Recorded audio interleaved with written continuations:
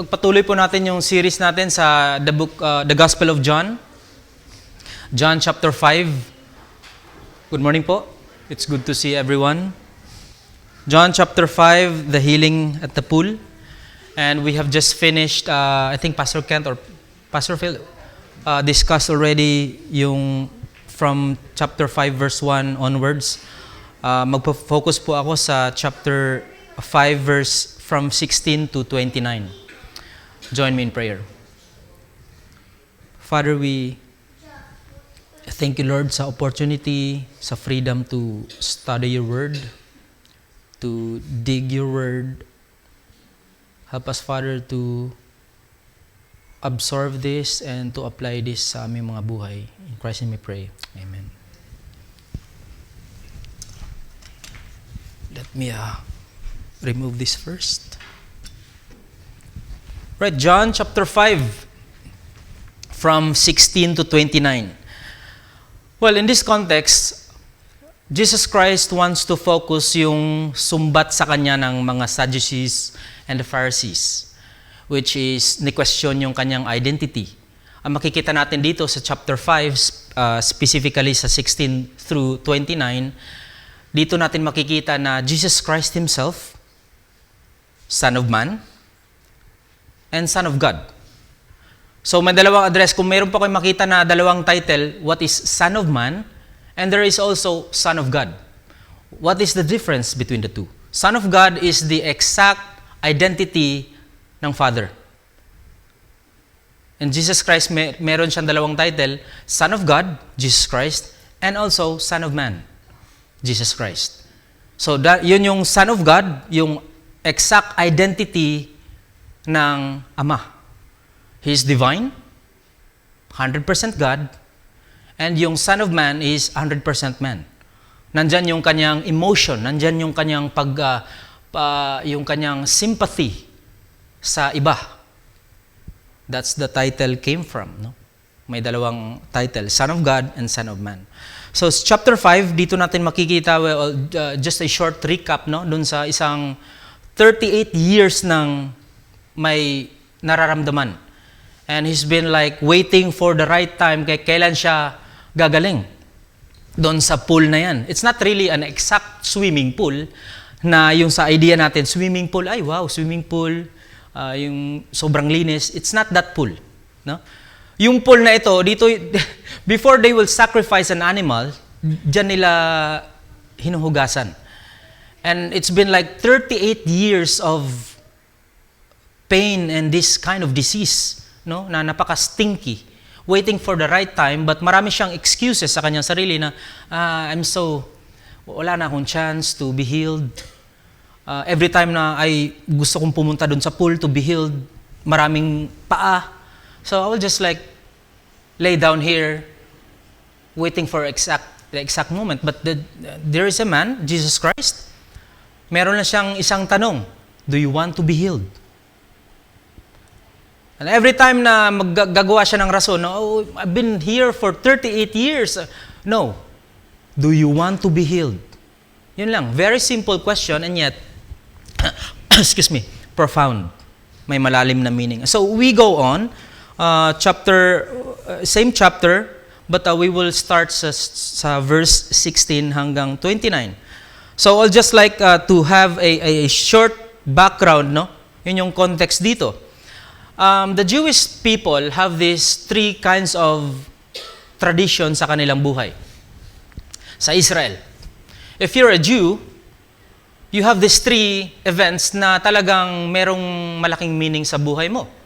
And you would just go on ayon sa kung ano yung nabigay ng mga religious leaders back on the day. So they have three. They have Passover, they have feast, and they have tabernacles. Ito yung mga bagay na tradisyon sa kanila. Na if you're a Jew, definitely you would just attend for this kind of events sa buhay mo. Or else, hindi ka Jew.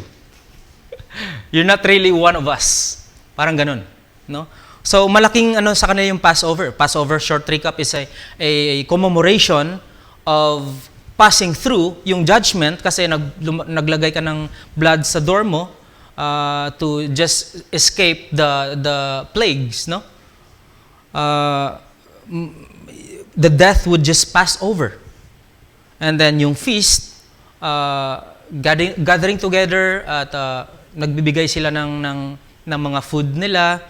And then tabernacles, yung teaching, no, merong mga kiosk in certain places to teach yung galing sa rabbi at makikinig lang sila. So, meron silang ganitong event. And then, dito sa verse 16 hanggang 29, may kumusyon. This is where the Sadducees and the Pharisees, yung mga teachers of the law, again, nagka-clash sila with Jesus Christ.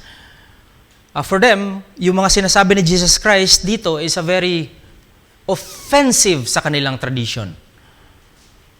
Not just an offensive way, but for them, it's a very big deal sa kanilang katuruan. We'll just go straight sa point number 1. Jesus equally with the Father. He's equal with the Father. Sa verse 16, basahin ko. So because Jesus was doing these things on the Sabbath, the Jewish leaders began to persecute him. In his defense, Jesus said to them, "My Father is always at work to this very day, and I too am working." For this reason, they tried all the more to kill me. Not only was he bringing the Sabbath, but he was even calling God his own Father, making himself equal with God.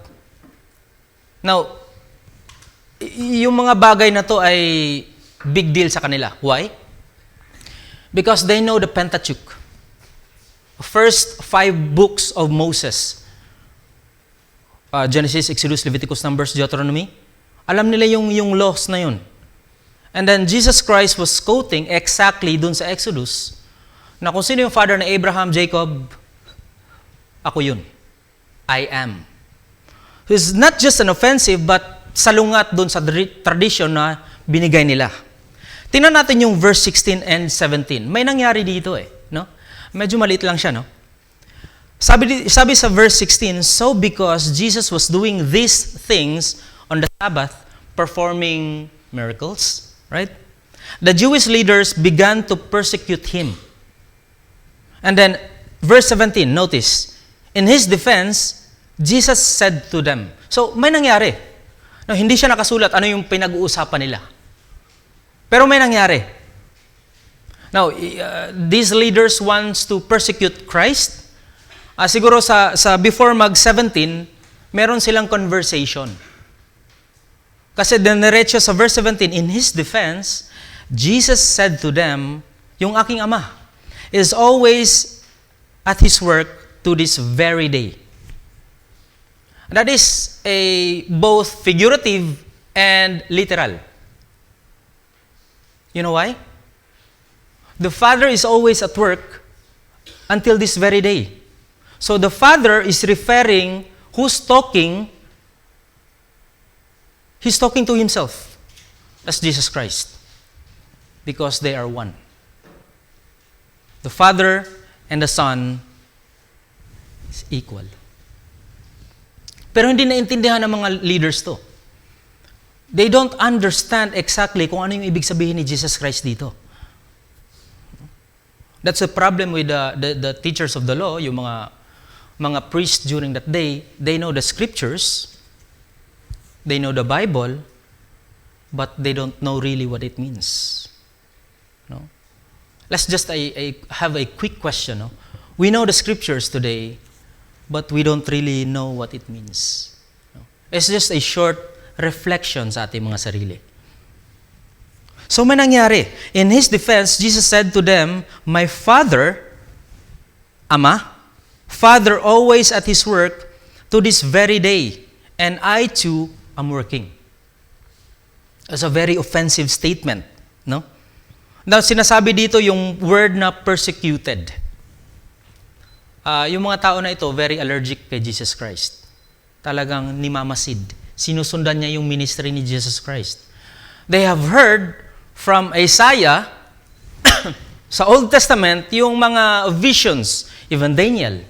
Alam nila yung mga bagay na ito. But then they're just very skeptical. Kasi alam nila yung Messiah, ito yung Messiah, ito yung tao na magkukorek. Sabi nga, I have not come to abolish the law, but to clarify it. Sa ibang translation, but to fulfill it. Right? Not to abolish it, but to nandyan yung demonstration ni Jesus Christ. That's why He came down, incarnate into human flesh, left the Shekinah glory, and to live among us. That is the God who we are serving. Not a myth.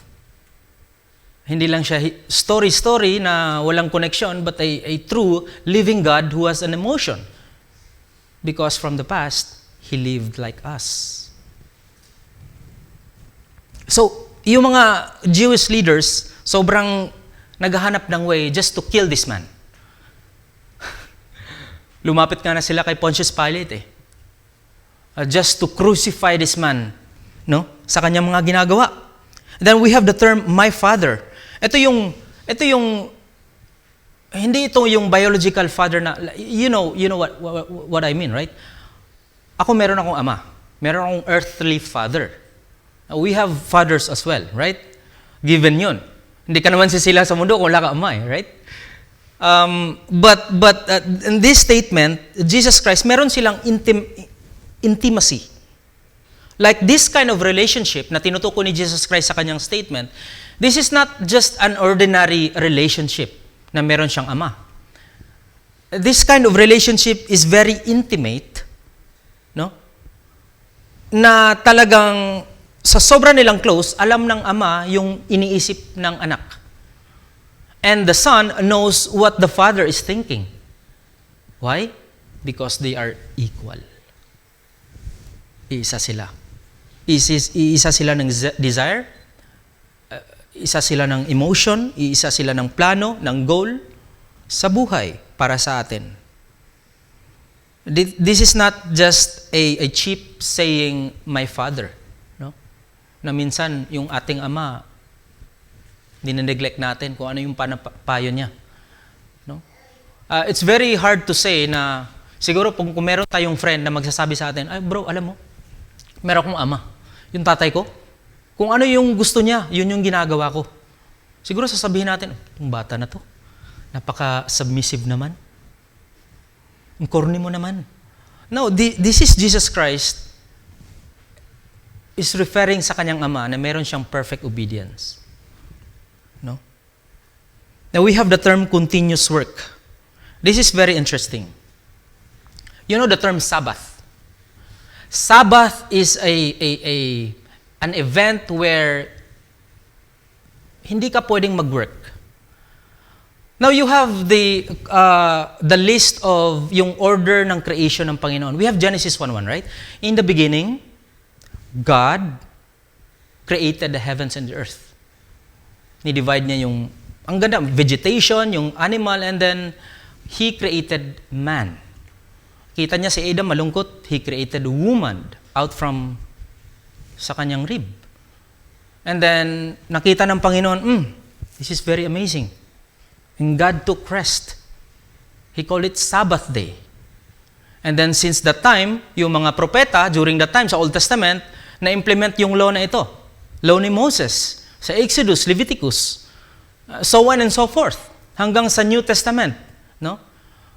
Kaya, galit na galit yung mga yung mga Sadducees and the Pharisees, teachers of the law.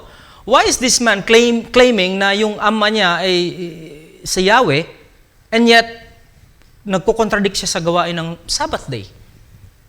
How could it be? Right? Pero hindi nila alam na siya mismo yung gumawa ng mundo. Kasi siya yung anak. Makikita natin dito, we have the verse, no? Chapter 2. Thus the heavens and the earth were completed in all their vast array. By the seventh day, God had finished and work he had been doing. So on the seventh day, he rested from all his work. Then God blesses the seventh day and made it holy. Ito'y banal, ito'y sacred. No? Because on it, he rested from all the work of creating that he had done. So ikaw ay hindi tatanggap ng sahod or anything.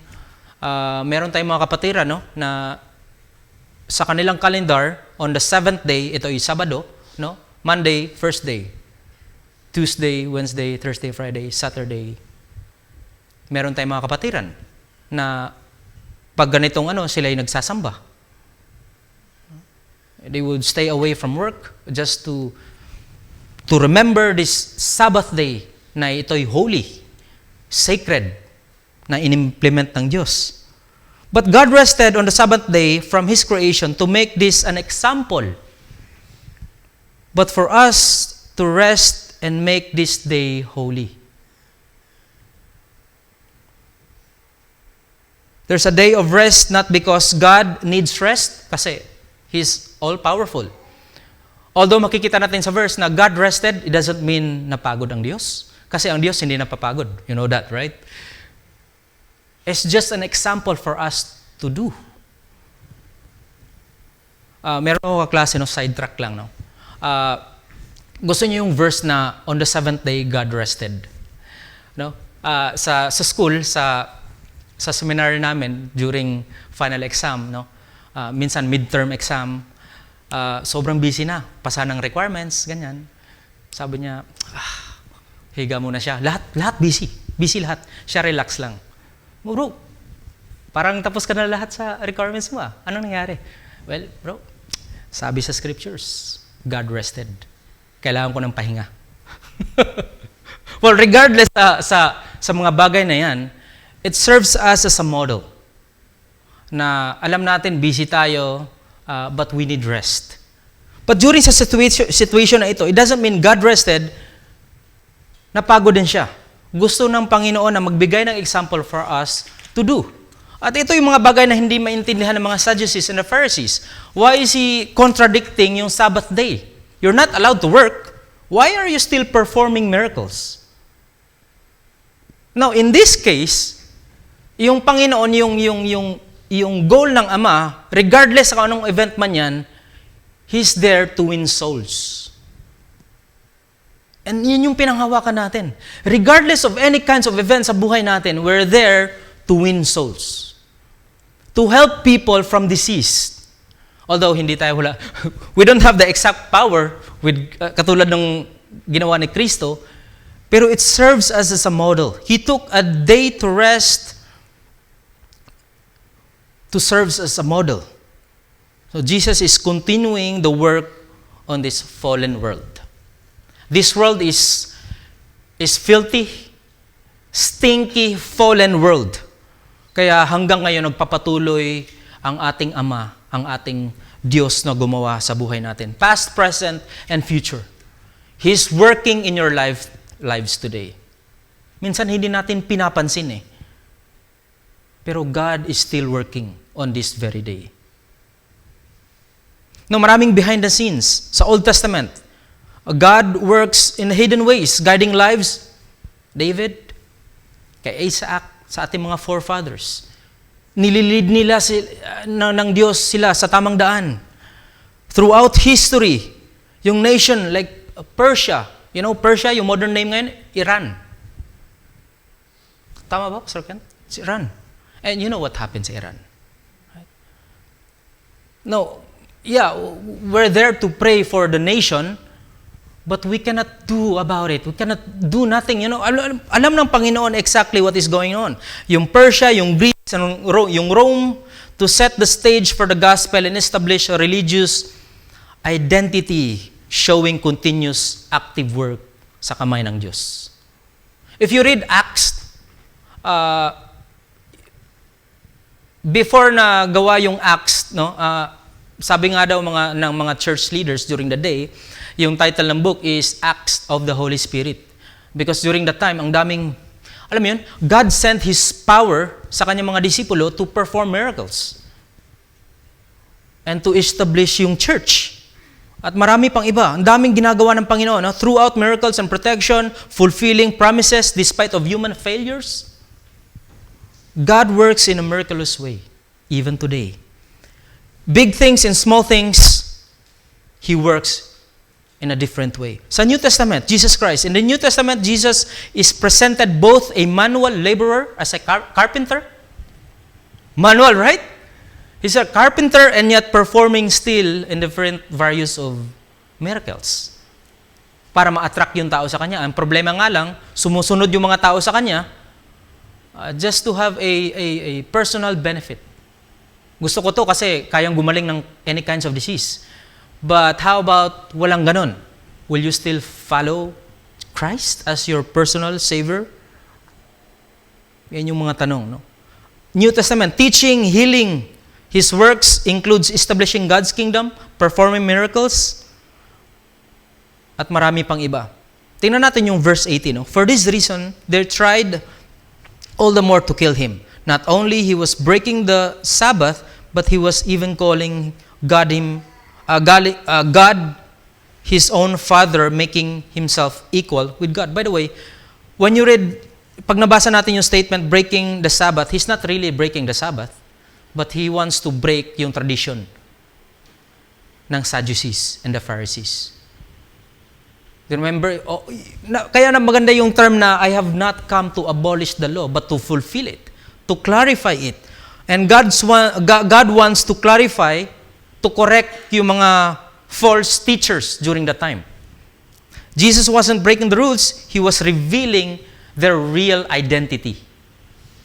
Pag fake ka kasi, the more, pag may isang tao na tunay, mas nare-reveal yung totoong anyo mo. Kaya ayaw mo sa tao na yun. Right?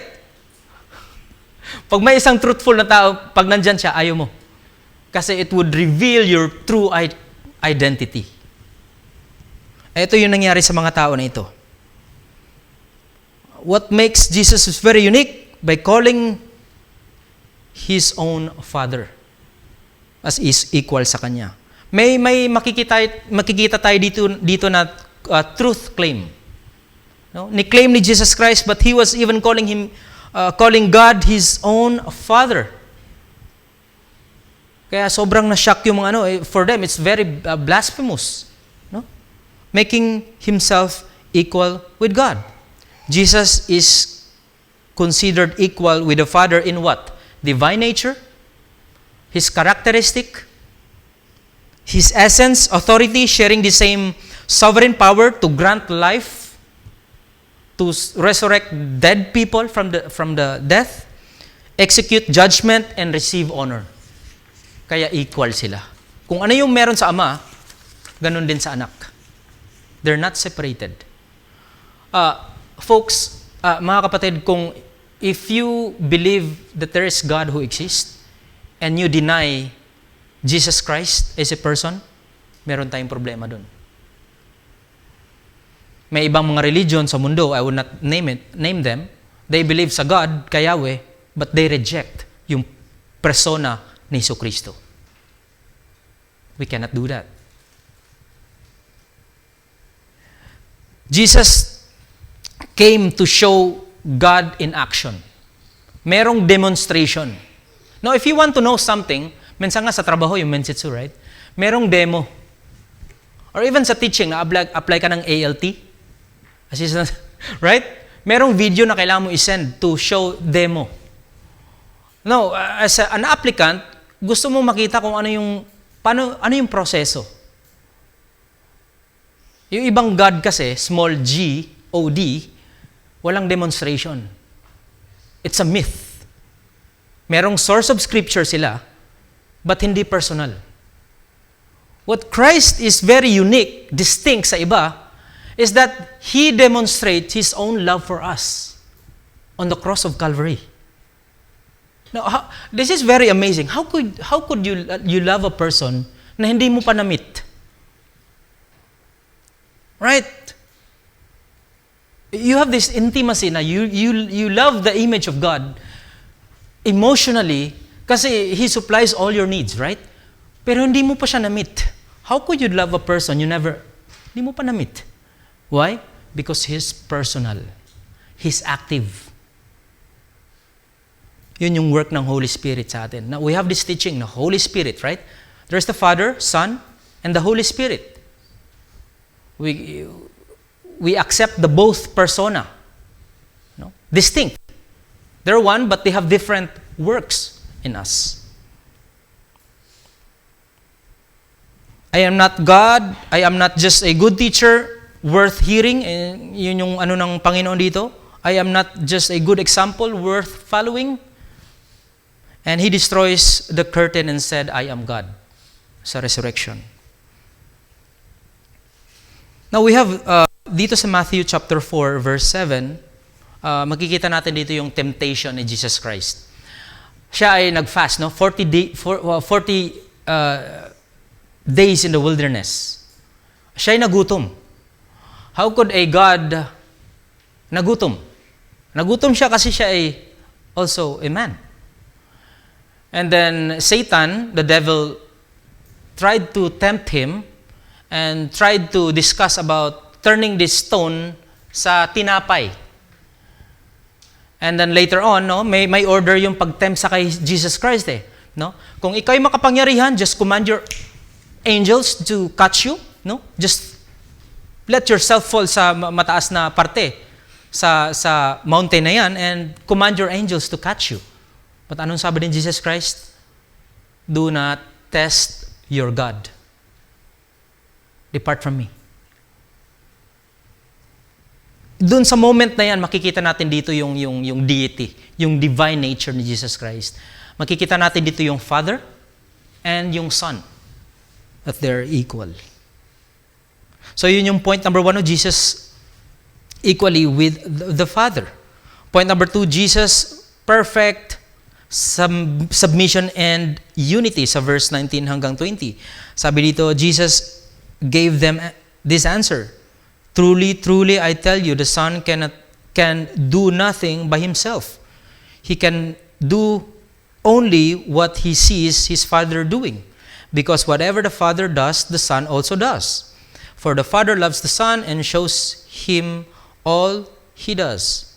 Yes, and he will show him even greater than these things, so that you will be amazed.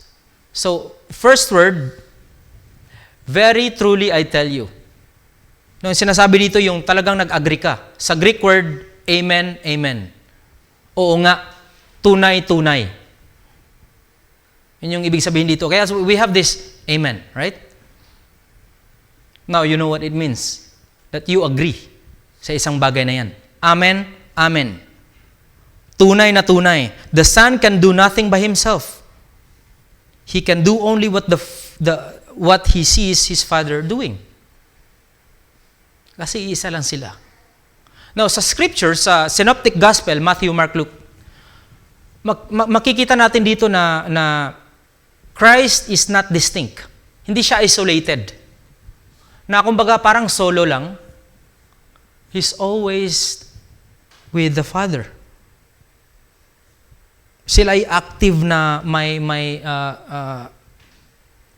identity. This is not to confuse us, but to clarify yung ating thinking na yung ating Diyos na sinaserve today is Jesus Christ and the Father. And we have the account nung John the Baptist baptized him. Doon natin makikita yung the heavens opened and there was a voice, "This is my Son whom I am well pleased." And the heavens opened and there was a dove who descend from the sky. That's the Holy Spirit, the Spirit of God, and there's the Son, Jesus Christ. Makikita natin dito yung relationship ng tatlo. The Holy Spirit, the Trinity. Merong perfect submission ng anak sa Ama. Jesus' submission is absolute. Walang hindi 89%, hindi 99%, but 100%. Meron silang equal power. Yung phrase, whatever the Father does, the Son also does. Meron silang equal power. He asserts that Jesus possesses the same authority, the same power, the same nature as one. Yeah. May feedback. Live, Jesus never acts anywhere in the gospel as an isolated individual. Tulad ng sabi ko kanina. The Son can do nothing of himself. Hindi ito ibig sabihin na siya ay weak. But ito ay isang picture na He's very reliable sa Ama kasi sila ay isa.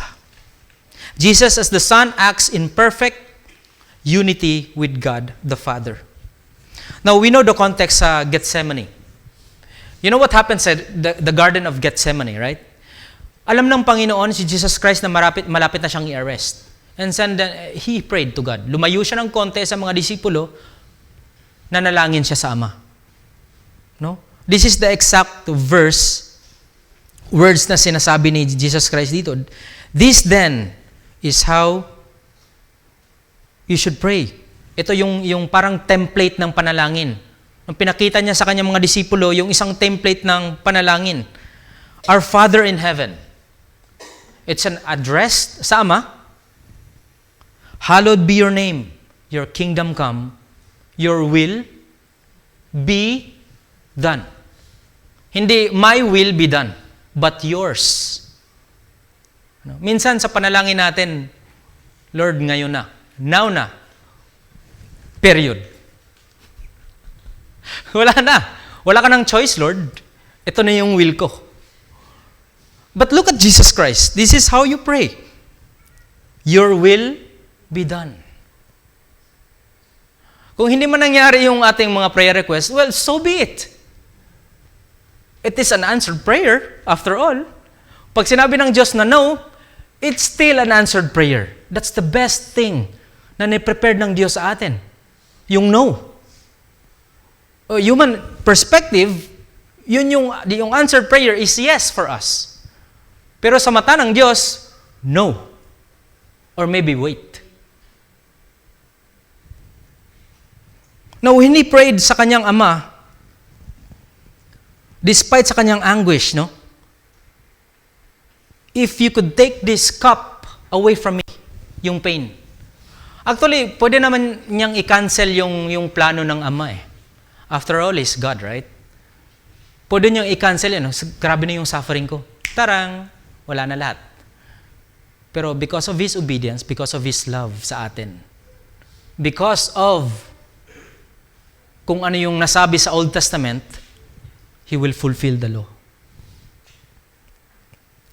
Romans 12:1, therefore I urge you, brothers and sisters, in view of God's mercy, to offer your bodies as a living sacrifice. This is a true and proper worship. Sa verse 2, no? I urge you, brothers, to do not be conformed to the pattern of this world, but be transformed by the renewing of your what? Mind. Then you will be able to test and approve what God's will is. His good, pleasing, and perfect will. Sarap pakinggan nun, perfect will. Jesus as our role model on how we live and submission to the will of God, He will always be there for us to guide us. No? So let us ponder for a while. I-ponder natin kung gaano ka-amazing ang ating Panginoon. When was the last time that you are really amazed sa trabaho or sa isang situation na talagang namangha ka? No, wow! When was the last time? Naalala niyo pa ba? Talagang sobrang namangha ka. Talagang hindi, sa mga mata mo, parang hindi ka makapaniwala sa nakita mo. Minsan pag inisip natin yung scriptures, inisip natin yung gift ng eternal life, parang sa atin wala nang impact. Kasi lagi natin siyang naririnig eh. So that amusement, parang kumbaga it's slowly fading away. It's slowly fading away. The claim that Jesus came down to demonstrate His love for us in obedience is the central theme in the Christian theology. Yun yung sentro ng tema sa Christian theology. No? Na-highlights dito yung perfect submission ng Panginoon, practical example of submission to God the Father. No? Think about it. No? Tayo rin sa buhay natin, we should also submit sa ating Panginoon. For the Father loves the Son and shows Him all He does. Yes, and He will show Him even greater works than this, so that you will be amazed. Makikita natin dito yung pagmamahal ng Diyos, no, sa anak. And Jesus Christ also showed that kind of love sa atin. Kahapon, nag-usap kami ng anak ko si Noah. Sabi ko,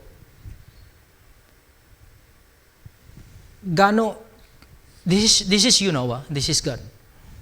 Saan ka? Gaano ka kalayo sa Panginoon? No? About this much, Daddy. Not really. I'm not really a good boy. No? Not this much. Okay, I understand. We have lots of struggles, right? I mean, sometimes you disobey Daddy and Mommy. But I want you to be like this. Like this. To be exact, like intimate relationship with God. Right? If you obey God, eventually you will obey me. Because that's what the scripture said. Children, obey your parents. Because if you don't obey God, you just follow what the scripture is saying, you cannot do that. You cannot obey Daddy because you don't obey God first.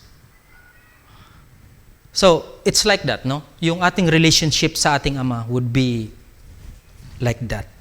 Pangatlo, Jesus worthy of honor and the power to give life. Siya lang yung may kapangyarihan na magbigay buhay at worthy sa ating pagsamba. Even today, it's not about the music team na kulang.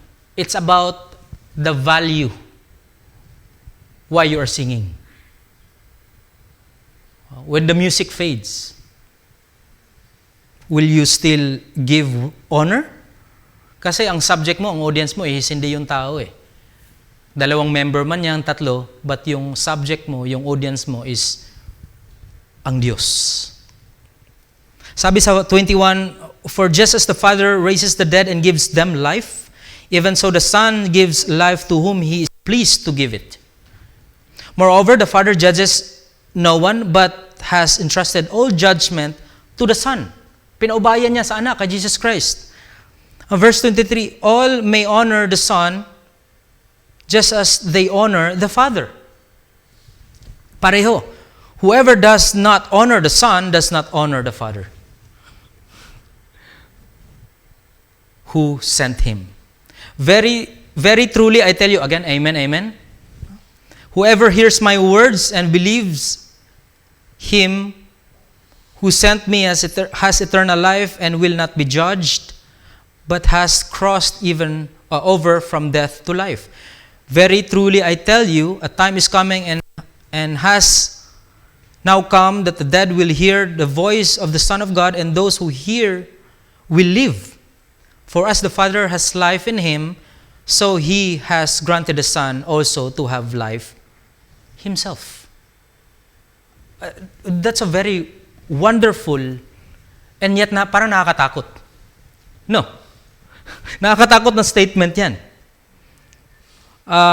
Verse 21, for just as the Father raises the dead and gives them life, even so the Son gives life to whom He is pleased to give it. So, sovereign giver of life, Jesus Christ, just as the Father has the power to raise the dead, the Son has been granted the authority to give spiritual and physical life to whomever He chooses.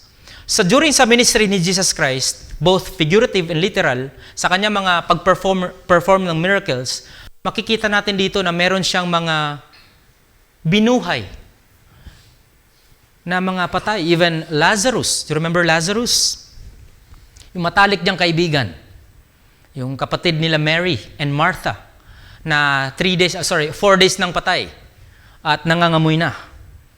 Before niya binuhay si Lazarus, he wept. Yung iyak ba na, hindi yung normal iyak. Pag binasa natin yung version ng Greek sa Septuagint, sa version ng New Testament, ito yung iyak na parang, alam mo yung lalaking iyak? Yung talagang ang tawag doon sa Bisaya, talagang nagbakho ba? Hagulgol. Sobrang iyak niya.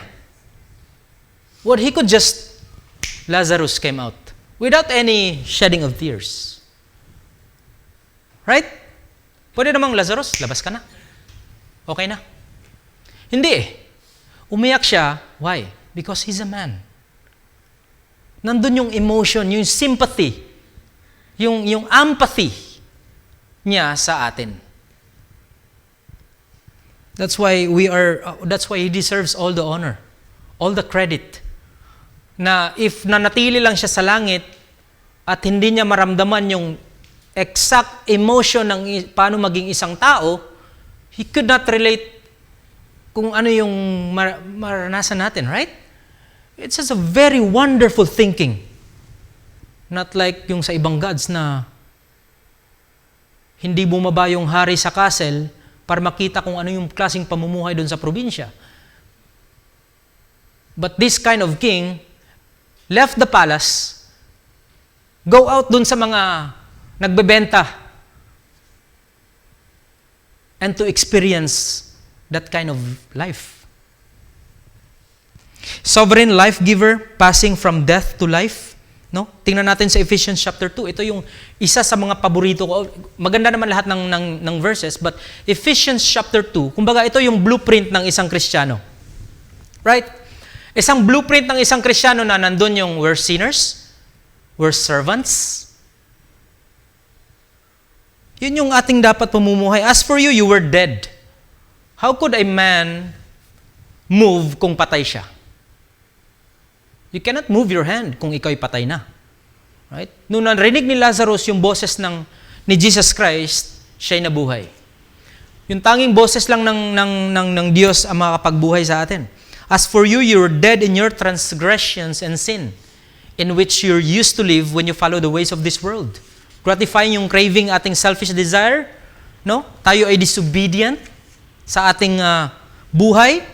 All of us also lived among them at once, gratifying in cravings our flesh, yung ating mga desires, thoughts, and like the rest, we were by nature deserving of wrath.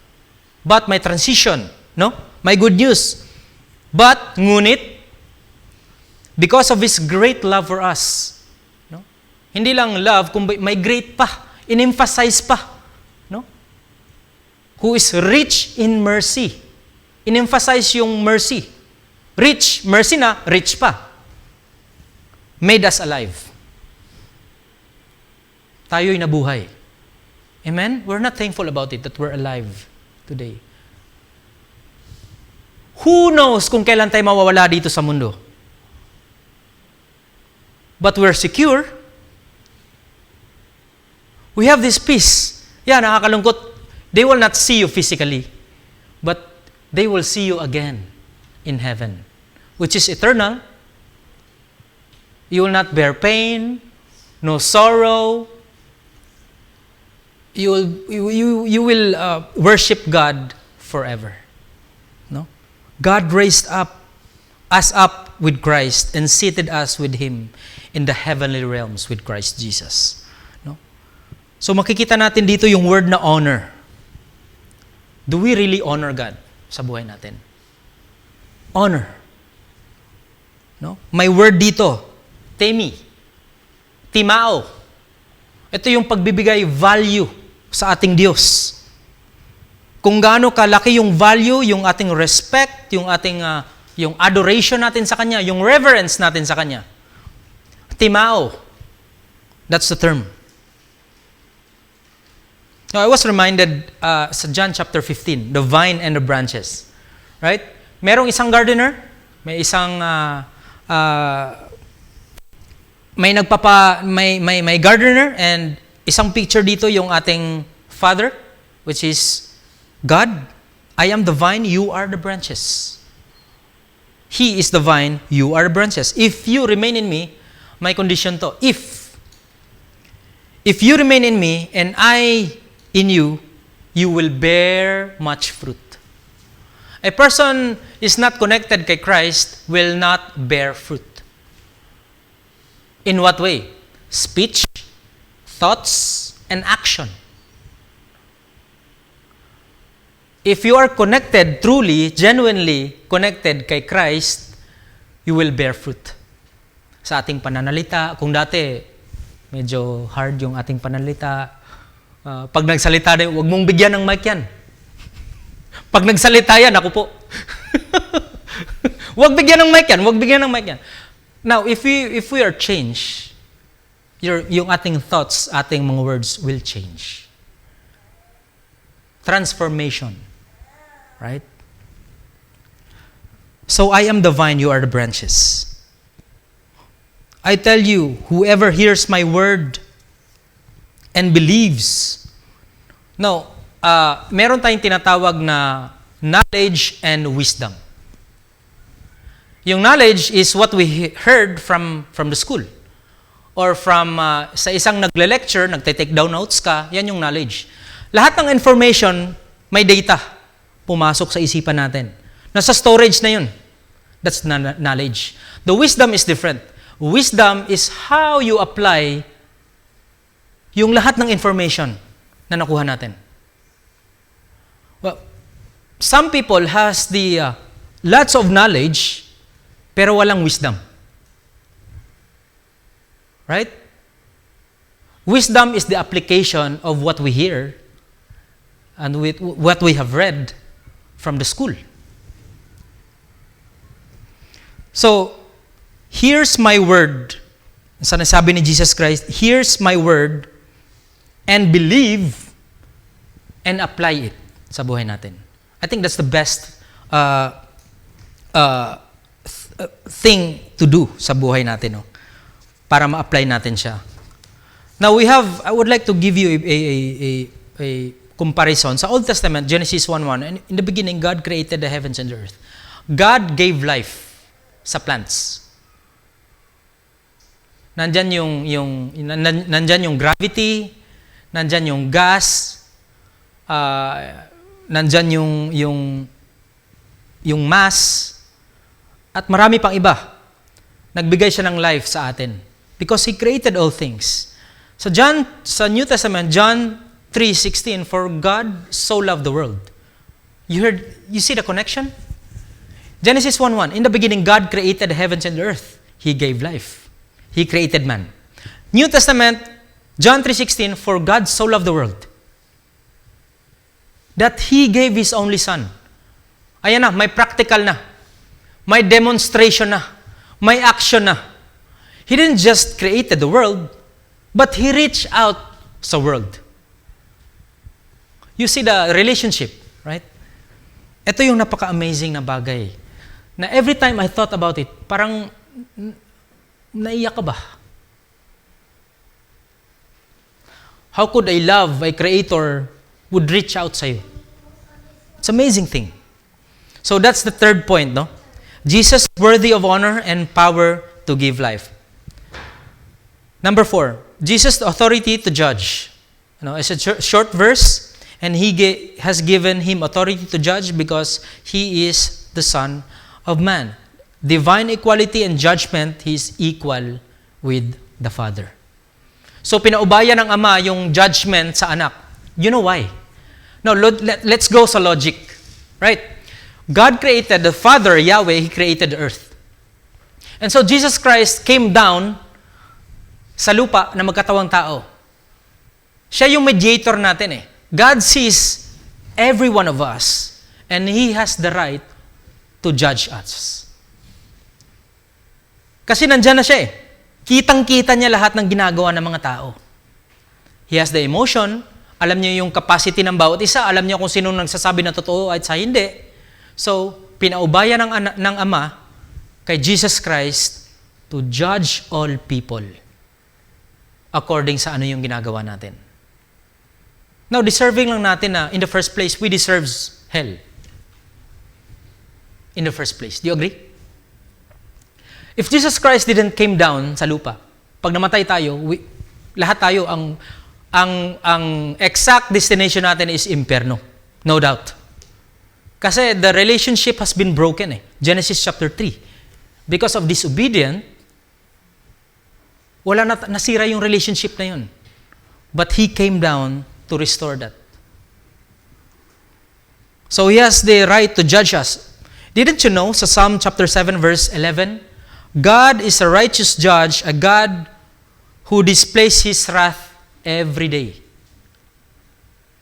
Every day, nagagalit ang Panginoon. Can you imagine every day, every seconds, may murder, may rape, may pagsisinungaling, may pangdadaya. Every second. That's why He's angry every day. No? Romans 2:5-6. But because of your stubbornness and your unrepented heart, you are storing up wrath against yourself for the day of God's wrath.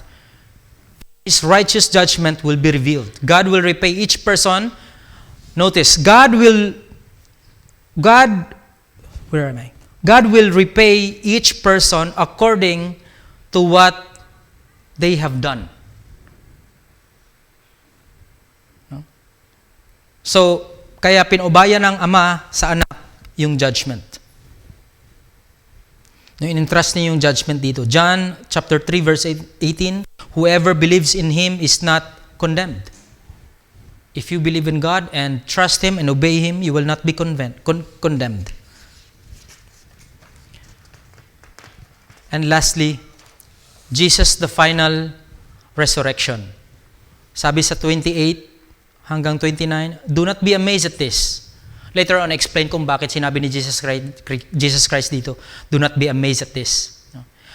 For a time is coming when all who are in their graves will hear His voice and come out. Those who have done what is good will rise to live, and those who have done what is evil will rise to be condemned. Ouch! Nakakatakot yun. Parang kumbaga, sa madaling salita, a time will come, of course, right? Na merong rapture. There's a second coming. Lahat na namatay will be raised up. Kung ikay nakain ng shark, ng pating, lahat ng katawan mo ay bubuo, punta sa langit, mabubuo. Lahat ng patay sa graveyard, mabubuhay sila ulit. And they will face judgment. According sa kanilang ginagawa. Kung gumawa ka ng mabuting, if you're a good person, if you're a Christian, you will face Christ. Depending on kung anong nagawa mo. At yung mga taong kriminal na their unrepented heart, no? Nandun na yung goodness ng Panginoon and still live sa kasalanan, mabubuhay rin sila and they will face judgment. No? I was reminded of it. This is a very, not really a funny story, pero narinig ko lang din sa isang pastor. The pastor was preaching from the book of Matthew. In hell, there will be weeping and gnashing of teeth. Sabi ng isang pastor. At tumapit yung isang bata sa pastor, Pastor, yung sa ni-preach mo kanina, paano yung mga taong, di ba, may weeping, umiyak sila, and there were gnashing of teeth, no? Dahil sa kanilang pagdurusa. Paano yung mga taong wala ng ngipin? Pwede ba yun? Mahirapan din ba sila? Sabi ng pastor, that's a good question, anak. God will provide. Now, it's a funny story, but you see the point? The dead will rise up to face judgment. Hindi ba ito nakakatakot? Hindi ko kayo tinatakot. Pero ito yung nakasulat sa Biblia. No? Jesus, the final resurrection, He will call all people, no, sa pamagitan ng kanyang voice, to face judgment. Matthew 22, verse 31 hanggang 32. But about the resurrection of the dead, have you not read what God said to you? I am the God of Abraham. Ito yung sinabi niya ito yung depensa ni Jesus Christ sa mga taong naniniwala lang sa source of authority sa first five books of Moses, yung mga Sadducees. Ngayon, ginamit ni Jesus Christ yung sa Exodus, no? I am the God of Abraham, the God of Isaac, and the God of Jacob. He is not the God of the dead, but of the living. Because, mga kapatid, the Sadducees Hindi sila naniniwala sa resurrection. They don't believe sa resurrection of the dead. They don't believe sa angels. They doesn't believe sa spirits. And that's why, yung depensa ni Jesus Christ, He's using yung aklat ng Old Testament, which is, ito yung pinaniniwalaan ng mga Sadducees, He's using that in His defense. Smart. Kaya sobrang napahiya yung mga Sadducees and Pharisees sa ginawa ni Jesus Christ dito. Sa Exodus chapter 3, verse 6, malapit na po tayo. No? Then He said, I am the God of your father. He's referring to the Jewish people. The God of Abraham, the God of Isaac, Jacob. At this, Moses hid his face because he was afraid to look at God. Sinasabi niya to sa mga Pharisees and Sadducees. So, he's proclaiming, I am the resurrection and the life. No? He prays to the Father and commands Lazarus to come out. So, think about the situation. Na si Jesucristo lang ang kayang magbuhay ng mga patay. Now, ngayon, hindi pa tayo patay. We're still alive. But Christ made us alive. We are already dead. Patay na tayo spiritually. We are alive physically.